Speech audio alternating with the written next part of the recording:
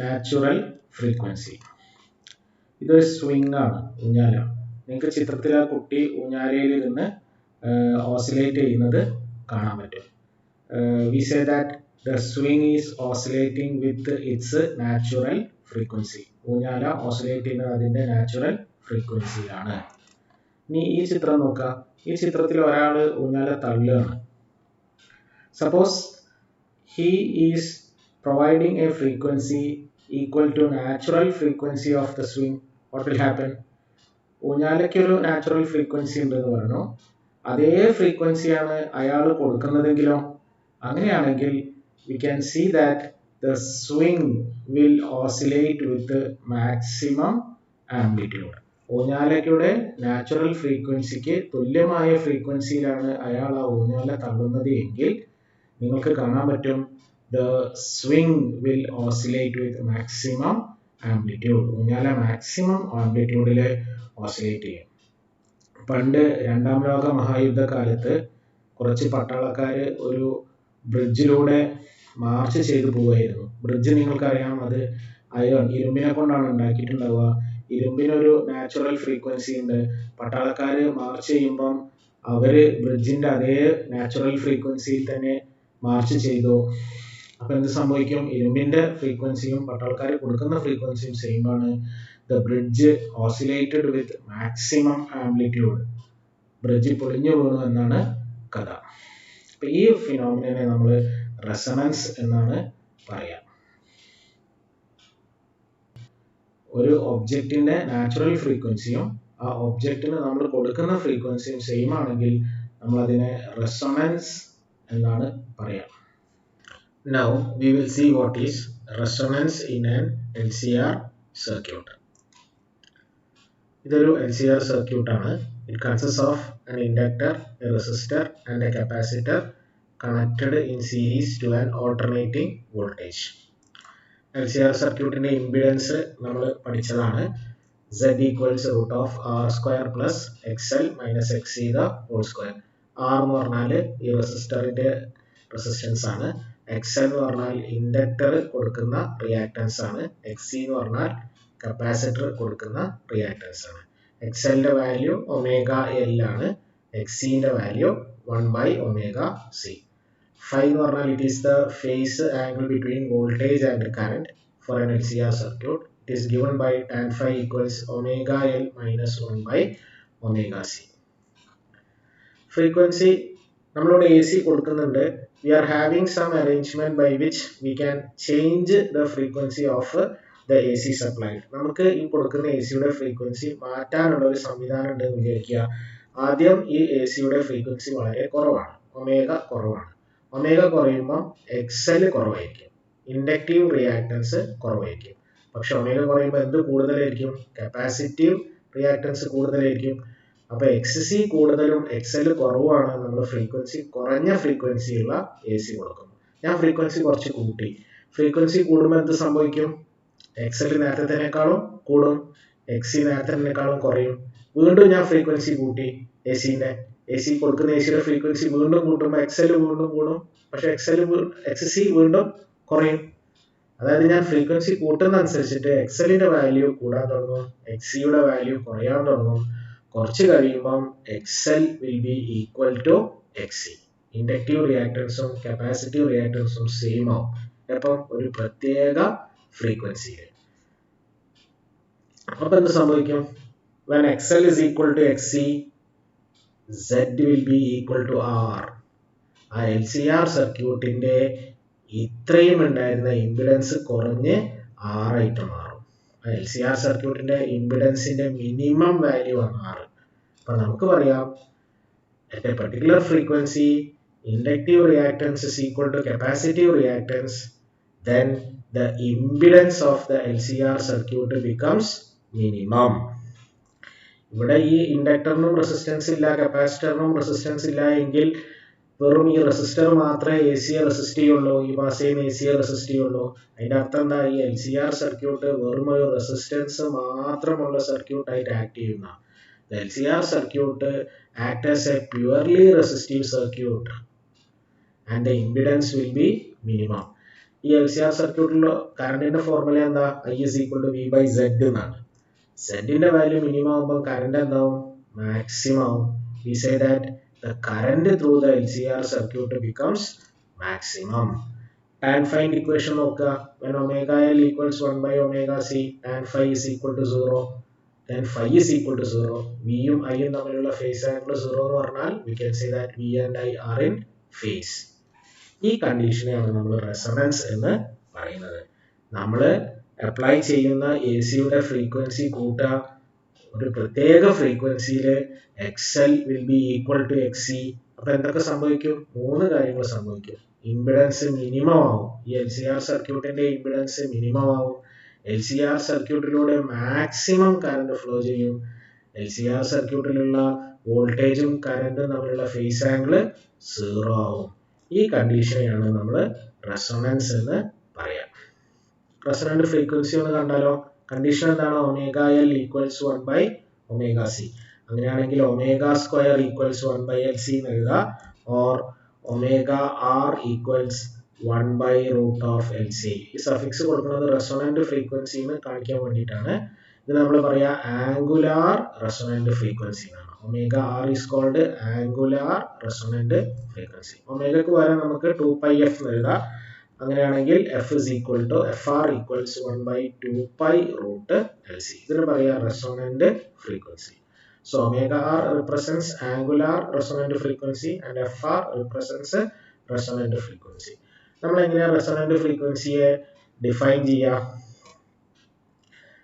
നമ്മൾ ഒരു പ്രത്യേക നമ്മൾ അപ്ലൈ ചെയ്യുന്ന AC-യുടെ ഫ്രീക്വൻസി ഒരു പ്രത്യേക വാല്യൂ ആകുമ്പോൾ the impedance of the LCR circuit becomes minimum, the current will become maximum, phase angle will become 0. ആ ഫ്രീക്വൻസി ആണ് നമ്മൾ റെസൊണന്റ് ഫ്രീക്വൻസി എന്ന് പറയാം അല്ലേ? The frequency of the applied AC voltage at which the impedance of the LCR circuit is minimum, or the current through the LCR circuit becomes maximum, is called resonant frequency. ഈ LCR സർക്യൂട്ടിന് L-ന്റെ value substitute ചെയ്തോ C-ന്റെ value substitute ചെയ്യുമ്പോൾ നിങ്ങൾക്ക് F-ന്റെ ഒരു value കിട്ടും അല്ലേ? അപ്പോൾ ഉദാഹരണത്തിന് ഈ LCR സർക്യൂട്ടിൽ നമ്മൾ L-ന്റെ C-ന്റെ ഒക്കെ വാല്യൂ സബ്സ്റ്റിറ്റ്യൂട്ട് നമുക്ക് കിട്ടിയത് 30 ഹെർട്സ് എന്നാണ് വിചാരിക്കുക. 30 ഹെർട്സ്. അപ്പം നമ്മൾ പറയും ഈ LCR സർക്യൂട്ടിന്റെ നാച്ചുറൽ ഫ്രീക്വൻസി 30 ഹെർട്സ് ആണ്. LCR-ന്റെ L-ന്റെ വാല്യൂ സബ്സ്റ്റിറ്റ്യൂട്ട് ചെയ്യുക, C-ന്റെ വാല്യൂ സബ്സ്റ്റിറ്റ്യൂട്ട് ചെയ്താൽ നിങ്ങൾക്ക് കിട്ടുന്ന ഫ്രീക്വൻസിയെ നമ്മൾ natural frequency of LCR circuit എന്നാണ് പറയുക. നിങ്ങൾ അപ്ലൈ ചെയ്യുന്ന AC-യുടെ ഫ്രീക്വൻസിയും 30 ഹെർട്സ് ആണെന്ന് വിചാരിക്കുക. അപ്പോൾ ഈ LCR സർക്യൂട്ടിന്റെ നാച്ചുറൽ ഫ്രീക്വൻസിയും 30 ആണ്, നിങ്ങൾ അപ്ലൈ ചെയ്യുന്ന AC-യുടെ ഫ്രീക്വൻസിയും 30 ഹെർട്സ് ആണ്. Then all these three conditions will occur and we say that the LCR circuit will be in resonance. You consider an LCR circuit. Let 50 Hz be the natural frequency of that LCR circuit. ഞാൻ LCR സർക്യൂട്ടിലേക്ക് പല ഫ്രീക്വൻസികളിലുള്ള AC apply ചെയ്യണം. Say 10 Hz, 20 Hz, 30 Hz, 40 Hz, 50 Hz, 60 Hz, etc. ആദ്യം ഞാൻ 10 Hz AC ആണ് ഈ LCR സർക്യൂട്ടിലേക്ക് കൊടുത്തത്. LCR circuit will provide impedance against this AC. So only a small current will flow through it. അപ്പോൾ 10 ഹെർട്സ് ഫ്രീക്വൻസി ആകുമ്പോൾ impedance കൂടുതലായിരിക്കും, അതുകൊണ്ട് കുറച്ച് കറണ്ട് മാത്രമേ LCR സർക്യൂട്ടിലൂടെ ഫ്ലോ ചെയ്യുള്ളൂ. ഞാൻ AC-യുടെ ഫ്രീക്വൻസി കൂട്ടിയിട്ട് 20 ഹെർട്സ് ആക്കി. ഫ്രീക്വൻസി കൂടുമ്പോൾ LCR സർക്യൂട്ട് കൊടുക്കുന്ന ഇംപിഡൻസ് കുറയും, അപ്പോൾ കുറച്ചുകൂടെ കറണ്ട് LCR സർക്യൂട്ടിലൂടെ ഫ്ലോ ചെയ്യും. ഫ്രീക്വൻസി കൂട്ടുന്ന അനുസരിച്ചിട്ട് കൂടുതൽ കറണ്ട് LCR സർക്യൂട്ടിലൂടെ ഫ്ലോ ചെയ്യും. നമ്മൾ കൊടുക്കുന്ന AC-യുടെ ഫ്രീക്വൻസി 50 ഹെർട്സ് ആക്കിയാലോ? നമ്മൾ LCR സർക്യൂട്ടിന്റെ നാച്ചുറൽ ഫ്രീക്വൻസിയും 50 ഹെർട്സ് ആണ്, നമ്മൾ കൊടുക്കുന്ന AC-യുടെ ഫ്രീക്വൻസിയും 50 ഹെർട്സ് ആണ്. അപ്പോൾ LCR സർക്യൂട്ട് റെസൊണൻസിലായി. റെസൊണൻസിൽ ഇംപിഡൻസ് മിനിമം ആയിരിക്കും. ഇംപിഡൻസ് മിനിമം ആകുമ്പോൾ മാക്സിമം കറന്റ് അതിലൂടെ ഫ്ലോ ചെയ്യും. അപ്പോൾ ഒരു പ്രത്യേക ഫ്രീക്വൻസി അല്ലെങ്കിൽ റെസൊണന്റ് ഫ്രീക്വൻസിയിൽ LCR സർക്യൂട്ടിലൂടെ ഫ്ലോ ചെയ്യുന്ന കറന്റ് മാക്സിമം ആയിരിക്കും. ഞാൻ AC-യുടെ ഫ്രീക്വൻസി 60 ഹെർട്സ് ആക്കിയാലോ? 60 ഹെർട്സ് ആകുമ്പോൾ LCR സർക്യൂട്ട് ആ കറണ്ടിനെതിരെ കൊടുക്കുന്ന ഇംപിഡൻസ് കൂടും. ഇംപിഡൻസ് കൂടുമ്പോൾ അതിലൂടെ ഒഴുകുന്ന കറന്റ് കുറയും. അപ്പൊ എങ്ങനെയാ നമ്മൾ variation of current with frequency of AC എങ്ങനെയാ പറയാ? When frequency of AC increases, the current flowing through the LCR circuit increases and reaches a maximum for a particular frequency called resonant frequency. When frequency again increases, the current through the LCR circuit decreases. When frequency of the signal increases, current increases and reaches a maximum at a particular frequency fr called resonant frequency, and then the current decreases. ഇനി രണ്ടാമത്തെ point നോക്കുക. LCR circuit is also known as acceptor circuits. എന്തുകൊണ്ടാണ് LCR സർക്യൂട്ടിനെ acceptor circuits എന്ന് പറയുന്നത്? നമ്മൾ നേരത്തെ പറഞ്ഞ എക്സാമ്പിളിൽ ഈ LCR സർക്യൂട്ടിന്റെ നാച്ചുറൽ ഫ്രീക്വൻസി 50 ഹെർട്സ് ആയിരുന്നു. നമ്മൾ 10 hertz, 20 hertz, 30 hertz, 40 hertz, 50 hertz, 60 hertz, 70 hertz etcetera ഇത്രയും പല ഫ്രീക്വൻസികളിലുള്ള AC സിഗ്നൽസ് ഈ LCR സർക്യൂട്ടിലേക്ക് കൊടുത്തു. ആ സിഗ്നൽസ് ഒക്കെ ഇവിടെ വന്ന് നിൽക്കും. ഇതിൽ ഈ LCR സർക്യൂട്ട് മിനിമം ഇമ്പിഡൻസ് കൊടുക്കുക ഏത് സിഗ്നലിനാണ്? ഇതിന്റെ നാച്ചുറൽ ഫ്രീക്വൻസി 50 ഹെർട്സ് ആയതുകൊണ്ട് നമ്മൾ 50 ഹെർട്സ് ഉള്ള AC ആയിരിക്കും ഈ LCR സർക്യൂട്ട് മിനിമം ഇമ്പിഡൻസ് കൊടുക്കുക. ഇവിടെ എല്ലാ സിഗ്നലുകളും ഇവിടെ വന്ന് നിൽക്കുന്നുണ്ട്. അതിൽ നിന്നും 50 ഹെർട്സ് ഫ്രീക്വൻസി ഉള്ള AC ആയിരിക്കും മിനിമം ഇമ്പിഡൻസ്. 50 ഹെർട്സ് ഫ്രീക്വൻസിയിലെ AC ആണ് ഇതിലൂടെ കടന്നു പോവുക. അപ്പോൾ ഒരു LCR സർക്യൂട്ട് അതിന്റെ നാച്ചുറൽ റെസൊണൻസ് ഫ്രീക്വൻസി ഉള്ള AC സിഗ്നലിനെ മാത്രമേ കടത്തിവിടുള്ളൂ.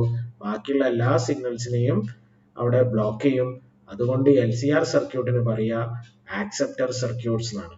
They offer minimum impedance to the signal having resonant frequency and thus select a particular frequency from many frequencies. So they are called acceptor circuits. പല ഫ്രീക്വൻസികളിൽ നിന്നും ഒരു ഫ്രീക്വൻസിയെ മാത്രം tune ചെയ്തെടുക്കുന്നത് കൊണ്ട് LCR സർക്യൂട്ട്സിനെ ട്യൂൺഡ് സർക്യൂട്ട്സ് എന്നും പറയാറുണ്ട്. നമ്മൾ LCR സർക്യൂട്ടിന്റെ റെസിസ്റ്റൻസ് R2 ആണെന്ന് വിചാരിക്കുക. അങ്ങനെയാണെങ്കിൽ when we draw the current versus frequency graph, you will get the graph like this. Now you increase the resistance of the LCR circuit. LCR സർക്യൂട്ടിലെ resistor R-ന്റെ value കൂട്ടി R1 ആക്കുക. അപ്പോൾ റെസിസ്റ്റൻസിന്റെ value കൂട്ടുമ്പോൾ you will get the graph like this. എന്താ രണ്ട് ഗ്രാഫും തമ്മിലുള്ള വ്യത്യാസം? ഒരു LCR സർക്യൂട്ടിന്റെ റെസിസ്റ്റൻസിന്റെ വാല്യൂ കുറവാണ് എങ്കിൽ ആ LCR സർക്യൂട്ടിലൂടെ ഫ്ലോ ചെയ്യുന്ന മാക്സിമം കറന്റ് കൂടുതലായിരിക്കും. From this graph, resistance R2 is small. So the current I0 is maximum. When we increase the resistance of the LCR circuit to R1, resistance കൂട്ടിയപ്പോൾ എന്ത് സംഭവിച്ചു? The current I0, the maximum current I0 flowing through the LCR circuit decreases. ഈ രണ്ട് കർവിൽ ഏതിനാണ് sharpness കൂടുതൽ? R2 resistance ഉള്ള കർവിനാണ് sharpness കൂടുതൽ. അപ്പൊ നമുക്ക് പറയാം ഒരു LCR സർക്യൂട്ടിന്റെ റെസൊണൻസ് കർവിന്റെ ഷാർപ്പ്നെസ് ആ LCR സർക്യൂട്ടിന്റെ റെസിസ്റ്റൻസ് R-നെയാണ് ഡിപ്പെൻഡ് ചെയ്യുക. The sharpness decreases when the resistance R of the LCR circuit increases. ഒന്നുകൂടി പറയാം, ഒരു LCR സർക്യൂട്ടിന്റെ റെസിസ്റ്റൻസ് കൂടുതലാണ് എങ്കിൽ ആ LCR സർക്യൂട്ടിലൂടെ ഫ്ലോ ചെയ്യുന്ന മാക്സിമം കറന്റ് I0 കുറവായിരിക്കും. ആ LCR സർക്യൂട്ടിന്റെ റെസൊണൻസ് കർവിന്റെ ഷാർപ്പ്നെസ്സും കുറവായിരിക്കും. The sharpness of the resonance curve of an LCR circuit and also the maximum current I0 flowing through the LCR circuit decreases when the resistance R of the LCR circuit increases. So far we have discussed the relationship between voltage and current in a circuit containing a resistor, a circuit containing an inductor, a circuit containing a capacitor, and finally in an LCR circuit. Now we are going to see the power produced in a circuit containing a resistor, a circuit containing an inductor, a circuit containing a capacitor, and the power developed in an LCR circuit. അതിൽ ആദ്യം നമ്മൾ കാണാൻ പോകുന്നത് the power developed in the LCR circuit ആണ്. ഒരു LCR സർക്യൂട്ടിലൂടെ നമ്മൾ ഒരു alternating voltage V is equal to V0 sin omega t pass ചെയ്യാം. നമുക്ക് എത്ര കറണ്ടാ കിട്ടുക?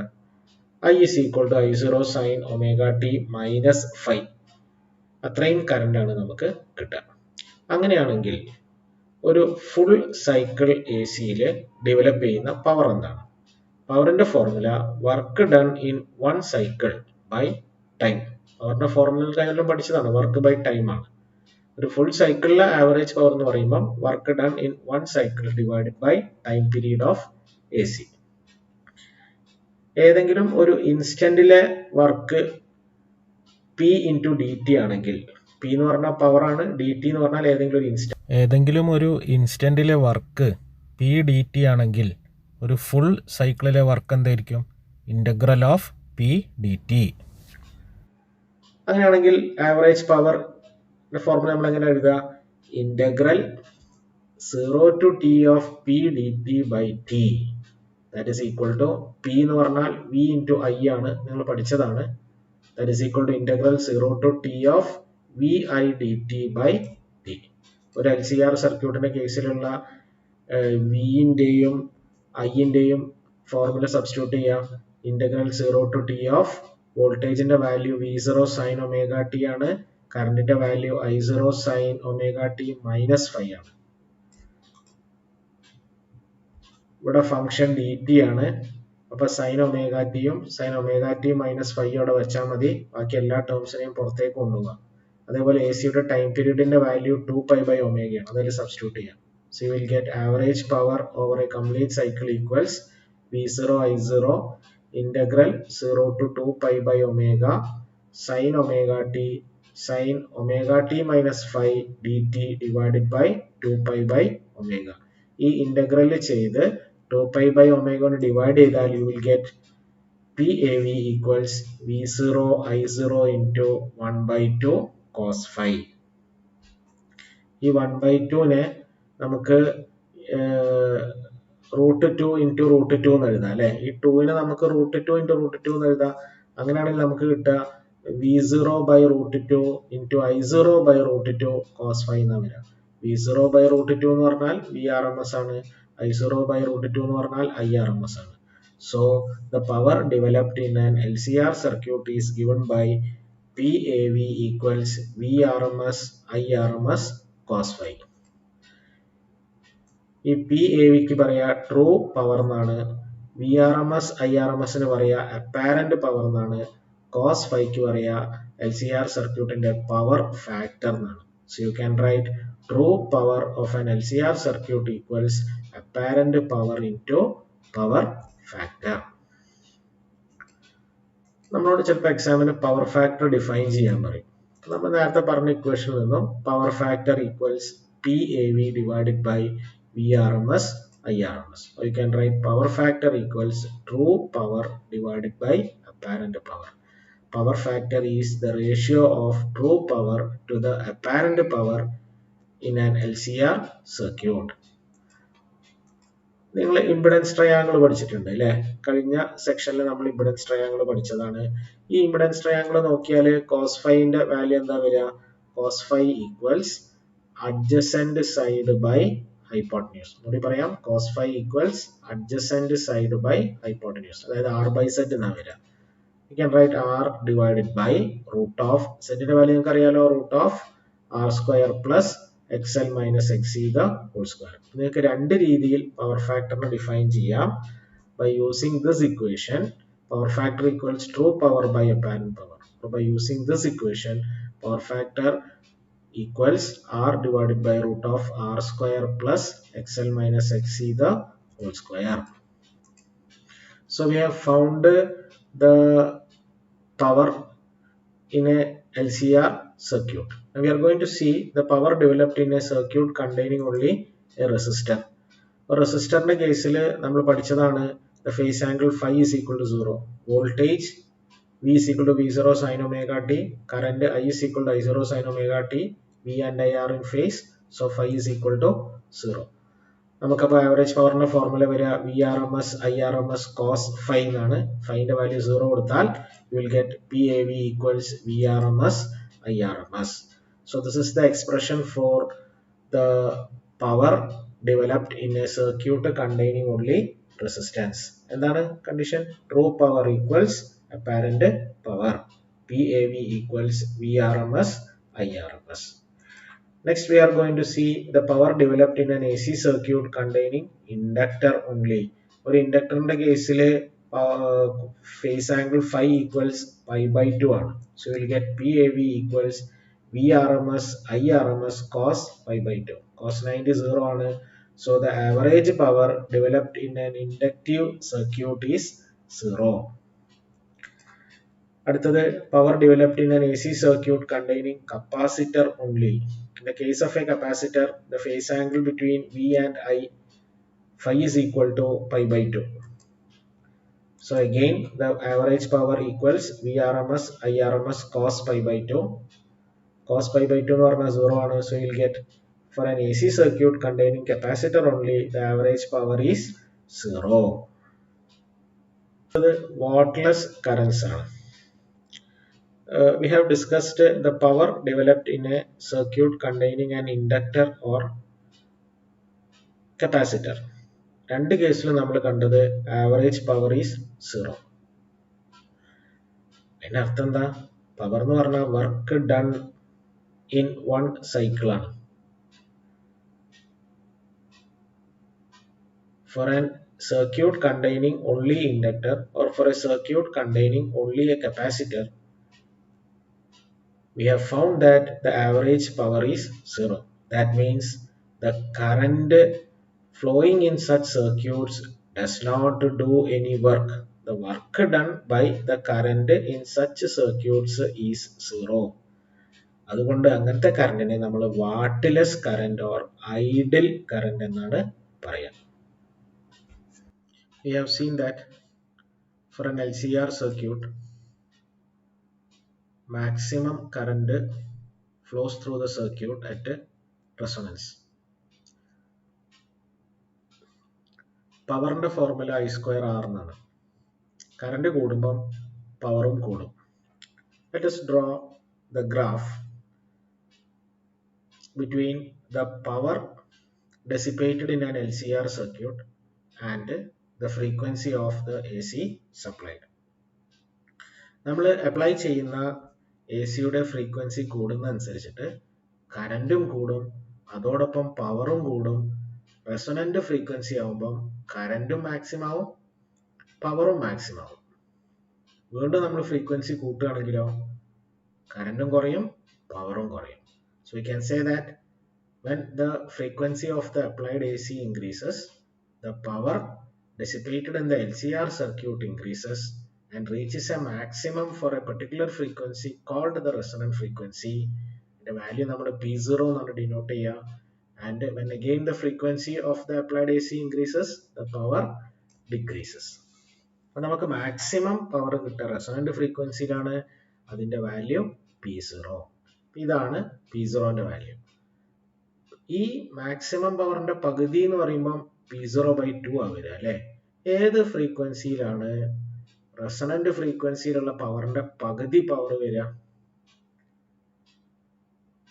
നമ്മൾ നോക്കുകയാണെങ്കിൽ കാണാൻ പറ്റും F1 എന്ന ഫ്രീക്വൻസിയിൽ മാക്സിമം പവറിന്റെ പകുതി ഉള്ളൂ. അതേപോലെ ഒരു ഫ്രീക്വൻസിയും കൂടി ഉണ്ട് F2.